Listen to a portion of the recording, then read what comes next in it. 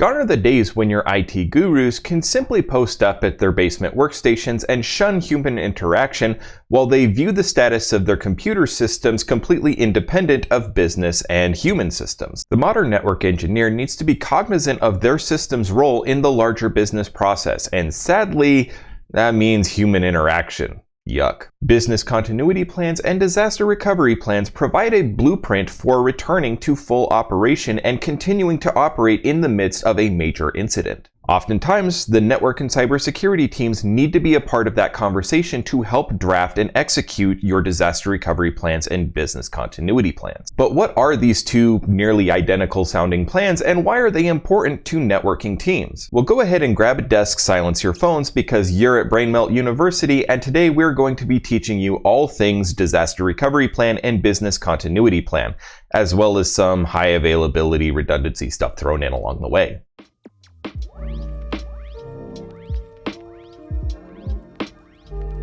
A DRP is primarily a referencing document, which contains many other plans that need to be executed along the way in order to return an organization to full operation. For instance, your BCPs will be referenced, as well as insurance policies so your organization can actually afford repairs to your facilities, acquisition plans for getting quotes on repairs, your service level agreements, your memorandums of understanding with business partners, and departmental checklists which contain all of the responsibilities for individual teams while your DRP is being executed.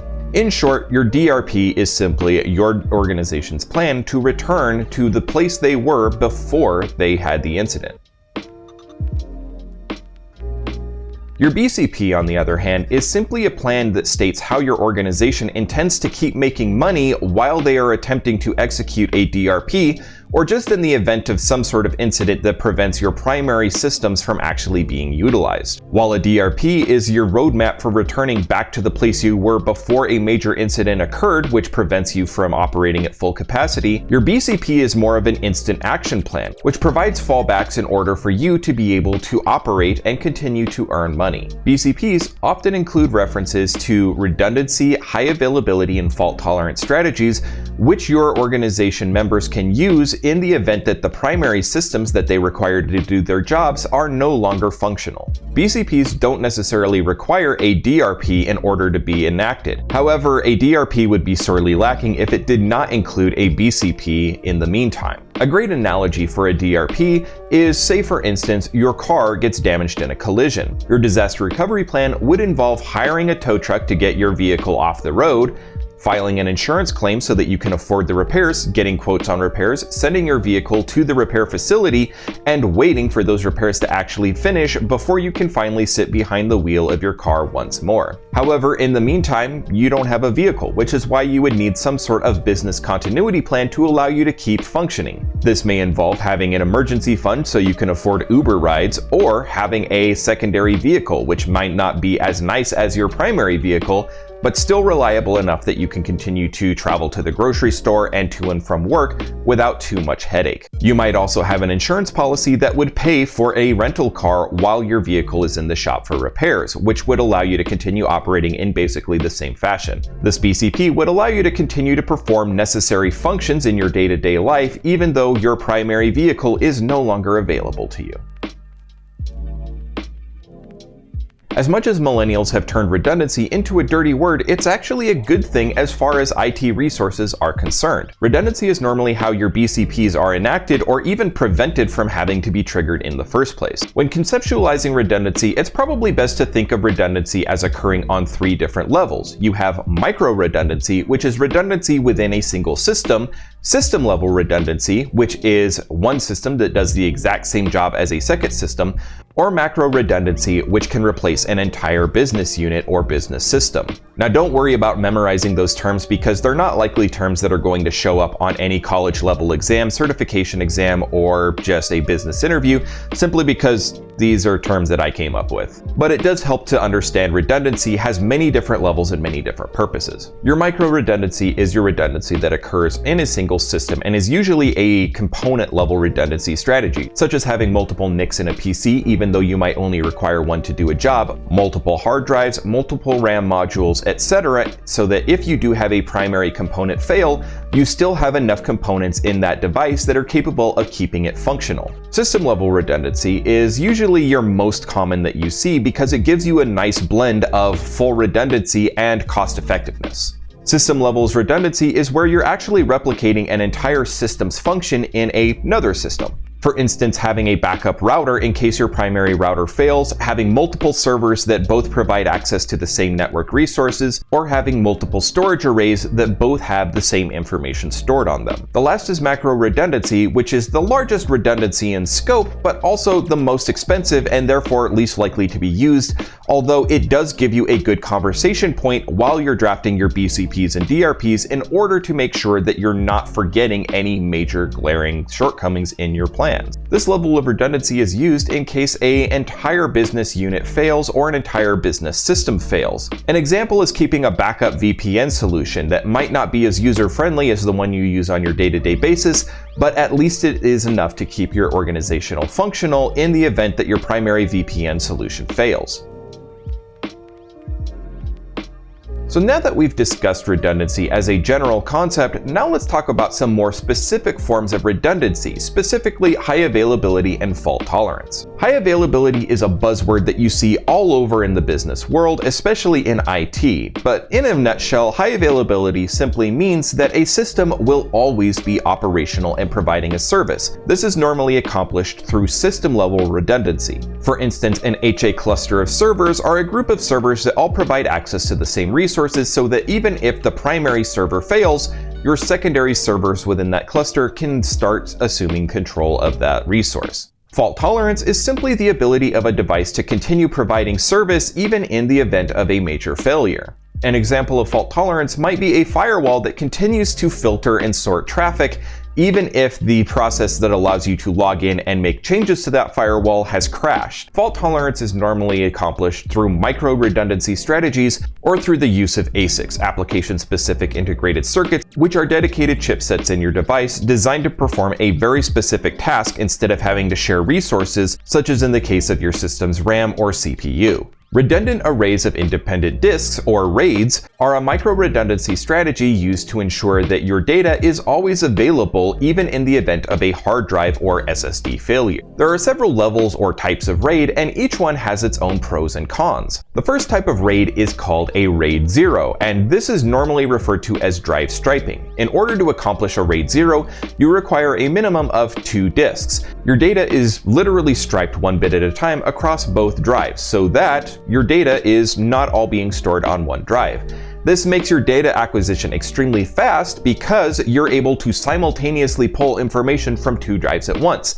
However, drive striping doesn't actually give you any kind of redundancy in your data, because if one of your drives fails, all of the bits on the other drive are completely useless because there's nothing to cross-reference and nothing to fill in the blanks. RAID 0 is almost never used by organizations and data centers in order to store your data. It's kind of a stupid strategy, really. RAID 1 is called drive mirroring, and this is where you keep a direct drive-for-drive copy. Every single bit of data on this drive is going to automatically be copied over to a second drive. So just like RAID 0, it's going to require a minimum of 2 drives.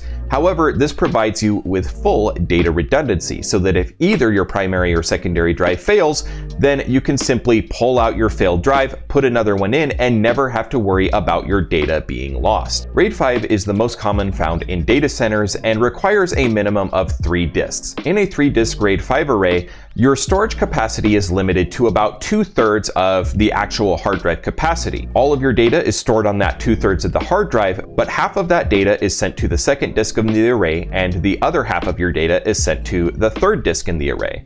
Likewise, your other 2 drives follow the exact same principle, where they have 2/3 to store their own data, and then half of it goes to the other 2 drives in the array. This is an awesome RAID strategy because it is hot swappable, meaning that without having to pull the device down out of operation, replace a drive, and then power it back up in order to re-image your drives, you can simply snap out the failed drive while the storage array is in full operation, snap your new one in, and the other 2 disks will automatically be able to populate it with the missing data. This hot swappable RAID strategy is the most cost-effective while still providing full data redundancy and hot swappability, which is why data centers tend to prefer RAID 5. In addition, there's also RAID 1.0, not RAID 10. A RAID 1.0 is where you're simply combining the concepts of RAID 1 and RAID 0. In this strategy, you're going to require at least 4 disks to make it work, and this is quite simply a striped drive where you have the RAID 0 on 2 of your disks, and then you have a complete mirror of that striped drive. This is going to give you the best performance because you're going to have the benefit of that drive striping, but it's also going to actually provide you with full data redundancy. However, you're only going to have half the storage capacity of the number of drives in your array. So it's not the most cost effective. You'll usually see RAID 1.0 with high-end gamers who can afford that sort of arrangement, but you're almost never going to see RAID 1.0 in a data center application. The next is RAID 1.5, and while I've never actually seen this in practice or even seen it in textbooks most of the time, this is something that is theoretically possible, and it's basically the same concept as your RAID 1 plus your RAID 5.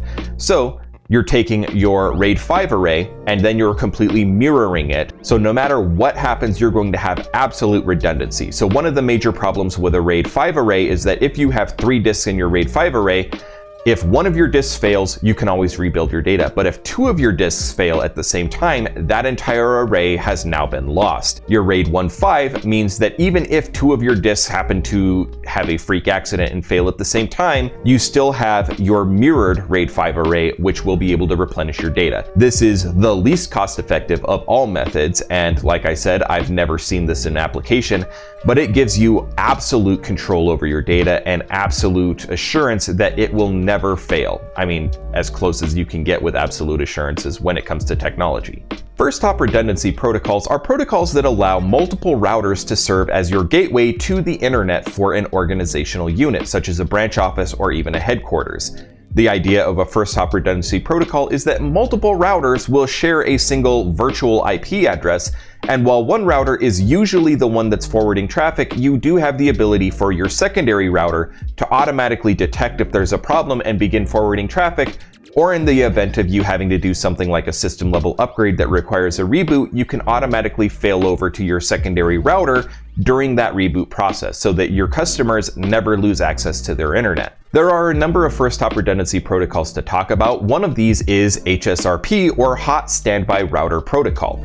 HSRP is a Cisco proprietary protocol, in which case one router is the standby, so it's just sitting there waiting for its big shot. The other is always active, so the active router is always doing its job. This is a great implementation if your organization, for instance, upgrades to a better higher end router, but your old router is still perfectly serviceable. By implementing HSRP, your newer, faster router can be your primary router during all times, but in the event that that router becomes non-functional for some reason, your old router can still provide service, it might not just be as fast. VRRP, or Virtual Router Redundancy Protocol, is an open standard equivalent to HSRP, but it was just a little bit too close to HSRP to get away with it. Cisco ended up sending a number of cease and desist letters, which were unfortunately heeded. So VRRP is a open standard equivalent to HSRP, but it's not really in development anymore, and it's not really being maintained any longer. Instead, a newer protocol that does basically the exact same thing,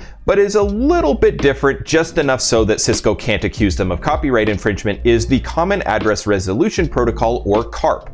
CARP is a more secure version of VRRP as well, so it's probably better if your devices support both to simply stick with the CARP protocol. Another Cisco proprietary protocol is the Gateway Load Balancing Protocol, or GLBP. This protocol has the benefit of actually being a load balancing protocol. So whereas HSRP has one router that's actually forwarding and the other just sits there hogging up electricity and not really doing much unless it's needed, your Gateway Load Balancing Protocol, GLBP, allows both routers to forward traffic at the same time. This means you're actually getting your money's worth out of both routers, and you're going to prevent network bottlenecks from occurring, where HSRP is not going to detect a bottleneck and is simply going to allow that router to continue operating at 100% capacity if it is met. Contingency sites and remote access VPNs are both examples of macro redundancy strategies to allow your organization to keep operating even if an entire office location is lost for one reason or another. These contingency sites are normally named according to how much work went into setting these sites up and how much work goes into maintaining them. A cold site is going to be your cheapest of these three options. It's just an empty building with all of the computer systems and furniture necessary to actually begin operating. But it might not be fully set up, nothing has been updated, none of your off-site backups have been stored at this location. So if your organization does have to shift its operations to this cold site, it's going to take quite a bit of work to set up. A cold site can take upwards of weeks in order to actually bring your organization back to full operation. Your warm site is kind of a step above your cold site, where all of your furniture has been set up, all of your computer systems are in place, and they've even been tested at one time or another for functionality. However, they might not have the most current software suites requiring pretty significant upgrades. Your security policy might not be up to date, so you might have to go through a pretty decent amount of work to update your ACLs and firewall policies, and there might be some slight maintenance problems with the building. However, the amount of time that it takes to get a warm site up and operational is just a few days versus weeks with a cold site. Your warm site usually strikes that good balance between cost it takes to maintain the facility and the amount of time that it takes to actually get it operational if it's ever needed. Your hot site is probably the least utilized of all of these strategies, and this is a site that is completely ready to go. All of your data is backed up to this location, so it's instantly available for customers. All of your security policy is pretty close, if not completely up to date. All of your software suites are completely up to date. The main problem with a hot site is these are extremely expensive to set up and to maintain. And unless they're actually being used, they're not generating any revenue for your organization. So this is why hot sites are pretty much non-existent. But the term does exist, and there is apparently one company that's done it. So that's why it's in all the textbooks and all your certification exams. So it's there. However, a nice cost-effective alternative to all three of these contingency sites is simply to send your workers home and have them work via a VPN. Your virtual private network, specifically a remote access virtual private network, is designed to give your customers access to your network resources even if they don't actually have a direct connection to your company's network. These are normally accomplished through a series of tunneling protocols that are way beyond the scope of this video. However, the idea is that you're tricking a computer into accessing your company's resources across the internet and believing that it's actually located in some sort of office somewhere. During the COVID-19 pandemic, it's pretty impressive how many organizations chose to go with this model, simply because a contingency site really doesn't address the problems of stay-at-home orders and social distancing requirements. In fact, after the pandemic, many organizations simply chose to stay at a work-from-home model because they discovered they didn't have to pay for a number of these smaller branch offices that weren't generating that much money in the first place, and this allowed them to remain much more profitable by simply closing down the branch locations and allowing a work-from-home model via a VPN. Of course, there are newer strategies out there, but I'm not going to talk about them in this video because there's a lot of work that still needs to go into developing them, and honestly, it's a newer business model that's not even in the textbooks yet. However, suffice it to say, effectively, a remote access VPN serves as a macro redundancy strategy to an entire physical computer network. Backup generators serve as a macro redundancy strategy to provide electrical power to an entire building or campus in the event that the primary power grid goes down. Backup generators usually are not instantaneous. They require several seconds of downtime before they can actually start and begin providing power at their full capacity. This is why backup generators usually are not used alone when it comes to providing your redundant electrical power. An uninterruptible power supply, or UPS, is a system-level redundancy that is designed to provide power to a single desk or a single rack of equipment, which provides battery power, which can instantaneously detect a power surge, a blackout, or even a brownout and continue to provide the proper voltage to your equipment in the event of an outage. UPSs are designed for more short-term solutions. They usually only provide enough electrical current for a few minutes of power, but they are able to prevent your equipment from shutting down in the event of a power outage, and they do provide you enough electrical power that it gives your backup generator enough time to kick on and once again begin providing the necessary power that you need to operate. However, in the event of an extended power outage where you either do not have a backup backup generator, or your backup generator actually runs so long it runs out of fuel, then your UPS will provide you enough of a warning that you can begin saving your work and shutting your equipment down gracefully, rather than having everything just crash and having all of your data corrupted. Yeah, we get it. Redundancy is good and BCPs require a lot of it. But which is better, your BCP or your DRP? Well, the answer is neither.